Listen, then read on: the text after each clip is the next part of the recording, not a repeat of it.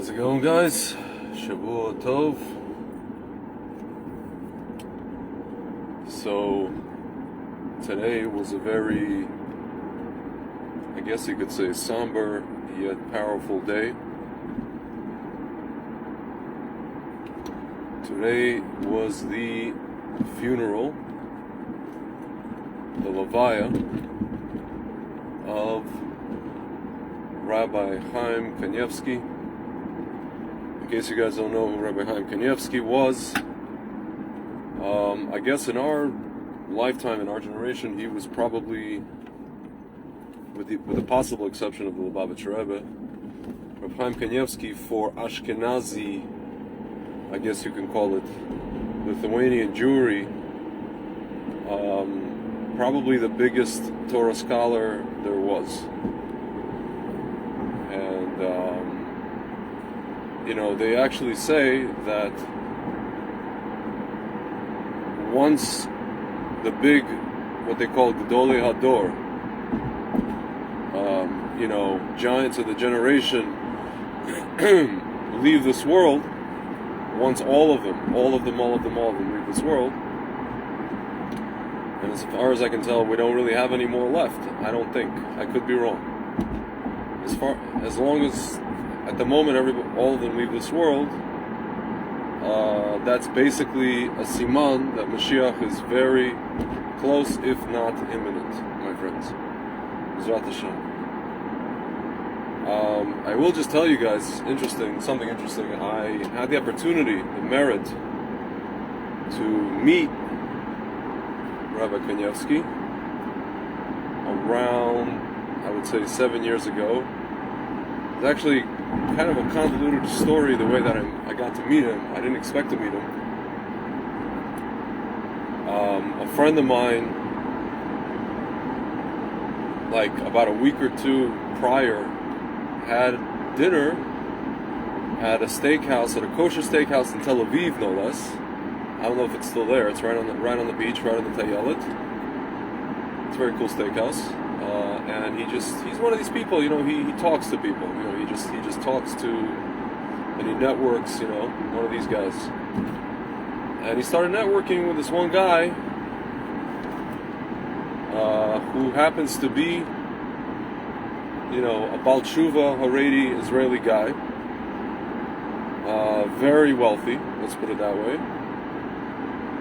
And he started talking to him, and he said, listen, and the guy's like, listen, come for Shabbos, So my friend invited, he's like, bring friends. The guy basically owns like half of a block of real estate in Bnei Brak, which is, you guys may think it's cheap, but it's not cheap. I mean, any half a block is not cheap. So we ended up going to him for Shabbos. He had like a shul in his house, part of his house, like a shul, not like a minyan, but like a shul, like a synagogue. We stayed in his the guest house. There's like 4 guys basically, and after Shabbat he gave us a private audience with Rabbi Kanievsky. But it wasn't like so private because it was a little bit of what I would call conveyor belt like, because you basically just go in and you don't really. I think my friend got to talk to him, a friend of mine, really, because he had something specific to ask him. I didn't really have anything specific to ask him, more so that I don't really speak Hebrew, or I didn't speak Hebrew at the time as well, and I didn't want to bother, because I saw that the Gabayim, the assistants, were very annoyed, or kind of a little bit, I would say, irritated, right? And they were a little bit irritated. They were kind of looking to move things along. So basically, you just kind of go through. You shake the rabbi's hand, and he says to you, "Bua, bua, bua." Bua is an acronym for bracha u'atzlacha, which is basically blessings and success. And it's interesting because my friend, the one who ended up actually having a discussion with the rabbi, specifically about shidduchim, about getting married, the rabbi gave him a bracha to get married, And my friend ended up getting married shortly thereafter, like 6 months after, or within 6 months. He met his wife. Now he has 3 beautiful kids, Baruch Hashem. I don't know, like, I'm thinking to myself, I guess he did give me a blessing for success, because my business actually, after that, at the very least, actually became a business, as opposed to like some sort of an idea floating around, in the clouds. So I guess something did work. To be honest with you, I wish it would have included shidduchim.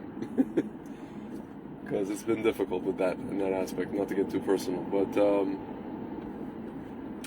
so that's my kind of short, I guess you could say, short story or little tidbit trivia with Rabbi Kanievsky. It's crazy, guys, because, somebody showed today photos, side-by-side photos, with, the night before, I think it was Erev Shabbat or maybe Thursday night, there was a concert, some concert in Tel Aviv, and a bunch of people gathered together, and no one said anything. No one said anything about it being a super spreader. The media didn't say anything about super spreader this or super spreader that or COVID this or COVID that. They didn't say a word. It's a concert, okay? COVID is basically over in Israel, for more or less, right? So then you have the photo of the levaya, of the funeral for Rabbi Kanievsky. Super spreader event, funeral for a person who himself was saying that, locking people down, and he actually said this, Rabbi Kanievsky, during COVID is worse. It's worse to miss out on Torah learning than to have a disease. And my friends, and he actually, the crazy thing is that he said that, and then a week later he backtracked. He realized what was going on with COVID, and he reversed his words. He took back his words, but still they have to highlight that he said that, and they had to highlight. They basically have to make Haredim look bad. They have to say that Haredim are careless. They don't care about COVID. They didn't acknowledge COVID, and they're trying to say that this rabbi was Chas v'Shalom responsible for deaths. My friends, I'm telling you again, like I told you before, these people accuse others of what they're themselves culpable of. They were afraid that all these people would get together, as if this is the first time Haredim getting together for anything, in groups, and they were afraid there was going to be another Meron disaster, which they themselves, by the way, my friends, this government caused. The leftist government, along with the cops, yes, I'm saying it, they caused it. Not a conspiracy, it's been investigated. They're the ones who caused it. They caused the bottleneck, the tuna can bottleneck in this event. My friends, this event was going on for years and years and years. Nothing like that ever happened. And people saying, "Oh, it's only a matter of time." My friends, they did something with construction. They had faulty construction. They had loose, I guess it was nuts and bolts. They funneled people in, and they basically are responsible for killing people. And they blame the people that they themselves killed for creating a crowd. My friends, I'm telling you. Now the media, guys, somebody asked Rabbi Yitzhak Ginsburg, Shlita, I would call him Shlita, who is the biggest enemy of Am Israel? Do you know what he said, guys? He didn't say Iran. He didn't say, he didn't say the BBC. He didn't say the Palestinians. Do you know what he said? Or Hamas. He said the Israeli media. According to Rabbi Yitzhak Ginsburg, the Israeli media are the biggest enemy of Am Israel today. My friends, upon my review, as they say in the NFL, upon further review, the call on the field stands. Okay? The call on the field stands. He's absolutely right, my friends. These people will bend over backwards, will go out of their way to make religious people look bad. Why? Because they hate Hashem, they hate the Torah, they can't fathom or stand the fact that the majority of Israelis are, if not now, then very soon, if not at this point, but then very, very soon, will basically become the majority of Israel, and essentially that they themselves, these antis, are basically a dying breed, my friends. These are the people that founded, so to speak, the state, but what they don't realize is that they are a dying breed. And you know the irony, guys, whenever there's a debate about this whole, or there was, I don't know if it's still going on, about this whole two-state solution thing, and whether or not to Has v'Shalom, remove ourselves from Judea and Samaria, they keep saying one thing. These lefties, they keep saying, there's a demographic problem. What are we going to do if we give these people citizenship? There's a demographic problem. My friends, that's actually a very racist, bigoted statement to make. What you're saying is there's a demographic problem, what these people are saying, and that there's too many Arabs. Guys, if these guys were connected to their own heritage and their own just who they are, they would say, the fact that these too many Arabs, it's not really a problem for us. You know why? Because we're going to keep doing what's called pru urvu. We're going to keep having more Jews. But the thing is, guys, by them, there are no more Jews. They're just disappearing, guys. Either they are leaving Israel, the younger generation, they're going to places like Berlin or wherever else they're leaving to, or they are not having enough kids. They have more dogs than kids, guys. Not saying they don't have kids, but guys, if you go to Tel Aviv, there's about as many dogs, maybe more dogs, than kids. And guys, we know the whole thing about dogs, right? We know the Gemara that talks about in the generation of before Mashiach, the face of the generation is going to be like the face of a dog. And these people have dogs and they treat their dogs. Guys, don't get me wrong, I love dogs. I love dogs, I love cats, I love animals. But they treat their dogs as if they have kids, instead of having kids. Like humans. They treat their dogs like human beings. My friends. That's what's up. That's what's up in Israel. And these people cannot stand it. They cannot fathom the fact that they are going to be at some point basically just outnumbered and overrun. And Israel's future is with not just Haredim, we're talking about all kinds of Torah people, Torah observant people. You're talking about the Rav Kook, Kippot Sugot, everybody, guys. Sephardim, Masarti. I include Masarti in this because these are people who are, they have a hope of maybe, at least keeping Shabbat. There are people like this, they keep Shabbat, they keep kosher, that's it. As my partner used to say to me, Greg, we are not penguins. He keeps Shabbat, he keeps kosher, he keeps all the stuff. He just, he's not a Haredi person. He's not wearing a black hat. He doesn't wear kippah all the time. All right? Guys, that is the future of Am Yisrael. And actually, some of the people, not so much with Ashkenazim, but with Sfaradim, when Rabbi Yosef passed away in 2013, you should have seen how many secular, quote-unquote, secular Masorti, Sfaradim attended that funeral. A lot, guys. And I'll tell you, that's actually the future of Israel. And it kills this media. It kills them, and they have to do something, according to them. In their minds, they have to do something to stem the tide. But they can't stem the tide, guys. The tide is coming. The wave is coming, and they can't. All they can do is just make us look bad. And show, civilized world how horrible and out of touch we are, Guys, what's funny to me? What's funny to me is that, with that said, what they refrain from reporting is that the majority of, let's say, the Kippot Surgot, Dati Leumi community in Israel, were not only conscious of COVID, Shmovid, they were the people that ran, did not walk, but ran to take the vaccine. I'm talking about the Dati Leumi, all these kind of people. What you call the modern Orthodox version of Israel, in Israel. And something, guys, this is where I think people or Americans make a mistake. For two two components, two aspects. One is just politicizing the heck out of COVID and making it about a left and right issue.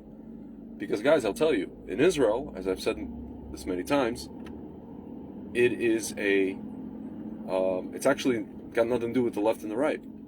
If anything, probably more right-wing people are for the you-know-what, the Shmexin, and left-wing people, you'll see them at protests against it, my friends. So what does that mean, guys? It's got nothing to do with left and right. It has to do with what's called statism. People who are trusting and for the state in which they live, the government in which they live.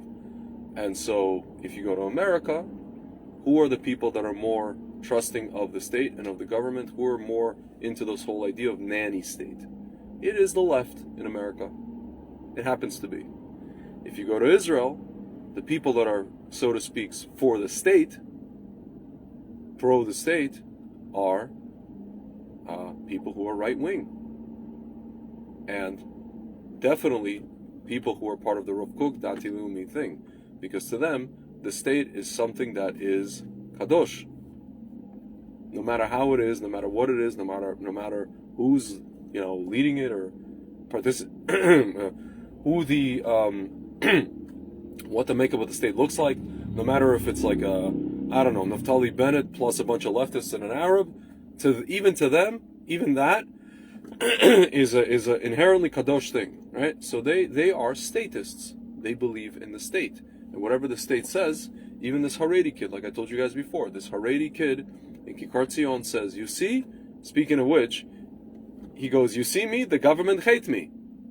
The media hates him, but whatever the government says, he does. My friends, even the Haredim, the newest generation of Haredim, are into the state in Israel. They are becoming statists. So guys, it's got nothing to do with left and right. It has to do with, are you trusting of the state? In Israel, the people that are not trusting of the state happen to be people who tend to be the left, or maybe even like centrist, or people who are just non-affiliated. In America, it tends to be conservatives. Because for us, it's like, we're not here to, have a big government. We're not here to adhere to what the government dictates.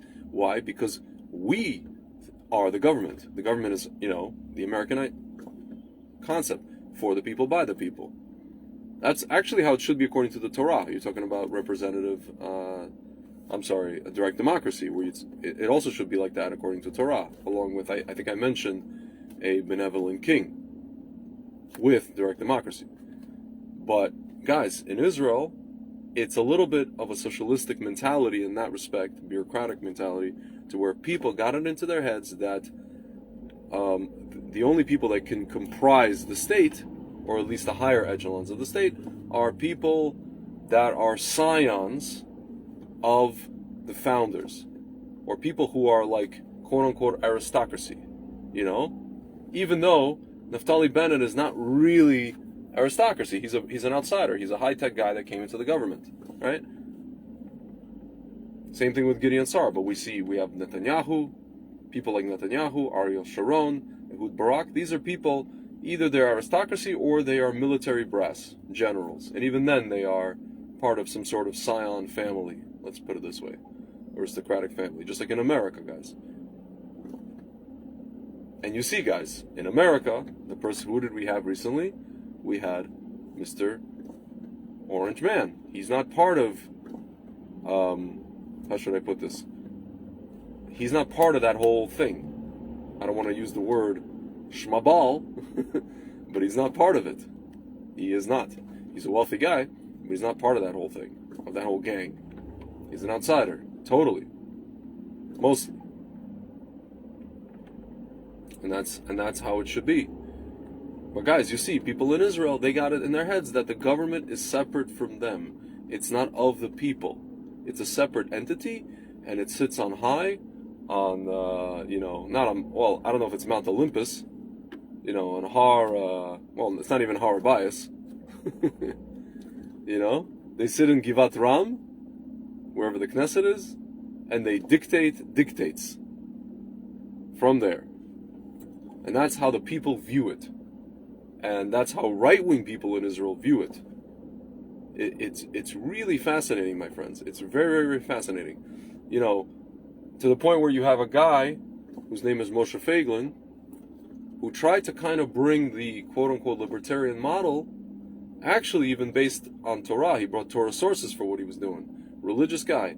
And he tried to bring, it's not, I wouldn't even call it American, I would just call it the freedom model to Israeli politics, and people don't get it. Most of his voters are actually secular Israelis in Tel Aviv, because they understand. They get it. But the people of his ilk, Dati Limit, they don't get it. They're like, I don't understand. Like, I don't hop. They just, my friends, and this is something that I've found to be the case. At the risk of going on a further tangent, but it's a very, very collectivist mentality, guys. And so, but I'll just tell you guys, the media in Israel, probably even worse than in America, I take it. About as bad. They're about as bad towards their own people. You know, if it was up to them, the state would be dismantled, guys. It would be dismantled, or what would happen? Maybe it wouldn't be dismantled. It would just be a thing of, we would just give back a bunch of land to the Arabs, to our enemies, and then we would put up walls, and what's called the Gush Dan, the center of the country, would just become like a fortress. They would just live in their nice little, in their houses, in their buildings, in, I don't know, Neve Tzedek and Savion, and Ramat Aviv, Gimel, and the rest of Israel can go fly a kite. You know what I'm saying? Guys, this is their dream. This is their elitist, I don't know, I can't even say Zionist, and I can't even say Jewish. Just like, whatever. Elitist Erev Rav dream. That's exactly what this is. You know what I'm saying? That's precisely what it is, guys.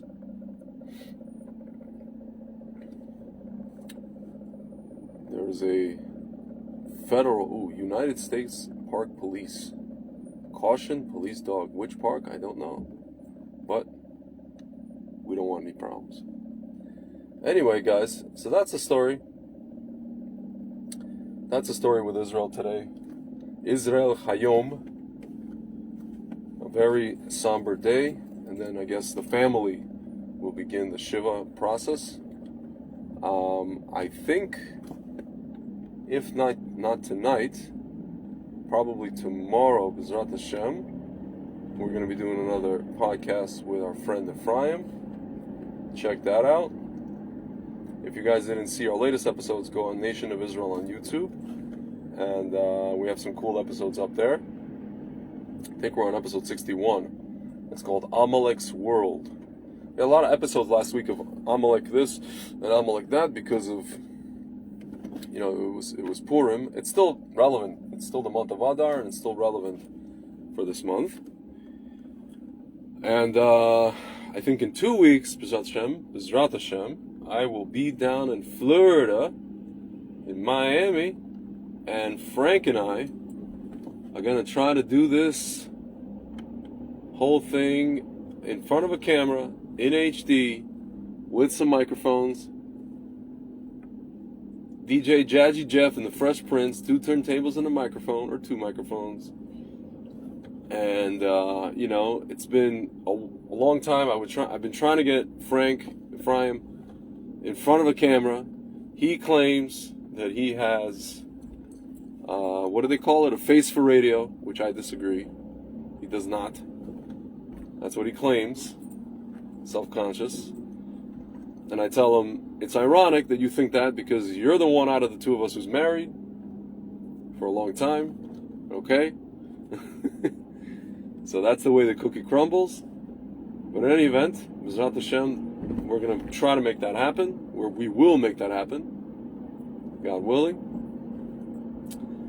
Anyway, guys, so that's my Rabbi Kanievsky story, and that's what's going on in Israel, and that's the story with, our wonderful media in Israel, And listen, but on a bright side, B'ezrat Hashem, we should understand that Mashiach is coming very soon. Very soon. If you just look around at what's going on, I was just talking to some friends. I was telling them, a friend of mine brought up this whole thing with Mariupol, Putin going after Mariupol. What he's trying to do now, you could see, he's trying to go after the coast cities. And his next target, big target, will be probably, if not Kherson, which I think he already took, probably will be the city of Odessa. And my friends, I could tell you, knowing people, I know people from Odessa, a lot of Jews in Odessa, or were, still are, those people will not easily give away their city to a person like Vladimir Putin. I can tell you that much. These are people, I don't want to say they're disloyal to Ukraine, they're for sure not disloyal, but primarily their loyalty lies within the people of Odessa. Their loyalty lies with Odessa itself. They are loyal mostly to themselves. They are Odessa. It is a separate entity unto itself. It's a very international city. There's a lot of Greeks. There used to be Turks there. Greeks. It was a port city. A lot of trading. Jews, Russians, Ukrainians, Georgians, Armenians, Greeks, Turks. Anybody you could think of, guys. People spoke Greek over there. People spoke Turkish over there. Yiddish, maybe Hebrew. My friends, Catherine the Great, why do you think Putin wants to go there? Because Catherine the Great actually founded what the city is, as you see it today. That was founded by Catherine the Great. Yekaterina Velika. And so Putin will say, hey, what do you say? That's our city. Just like he said Crimea was, it was Russia's and given to Ukraine by, what's his name? Khrushchev. So he took it back. He's going to say Odessa's a Russian city. We want it back. He could stake claim to it, even though a lot of people can stake claim to it. Ukraine can. I don't know. Different people. The Greeks maybe can. The Turks, Ottoman Empire can. Maybe Erdogan should try. My friends. So watch out for that in the coming week or 2 weeks. You'll see Odessa. All you're going to hear in the news coming up very, very soon is Odessa, Odessa, Odessa. If you guys want, check it out. Go to YouTube or go on any video site and type in Odessa, and you'll see people making videos. Odessa today, the streets of Odessa look like the beaches of Normandy. They have those, those little, not even turrets. It's like, those little kind of metal, kind of obstacle things. That is what the streets of Odessa looks like today. They have turned it into a nightmare for tanks, for anyone who would enter with an army. Odessa is not a pleasant place right now. So, my friends, I have relatives from Odessa. My grandfather's family, my mother's father's family was originally from Odessa, even though he was born in Moldova.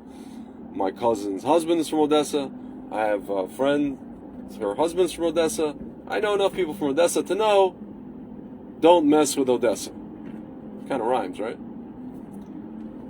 And we ain't talking Texas. Anyway, guys, there's even a song. А Одесса, жемчужина у моря. А Одесса, ты знала много горя. А Odessa, jewel by the sea. А Odessa, you knew a lot of grief. Kind of rhymed in English also. So guys, they've seen it all. They've done it all. You can't run anything by Odessa. These are people very enterprising, let's put it this way. You cannot fool, what is it called? Don't BS a BSer. That's what Odessa people say. That's basically the point. Alright guys, looking forward and talk to you soon.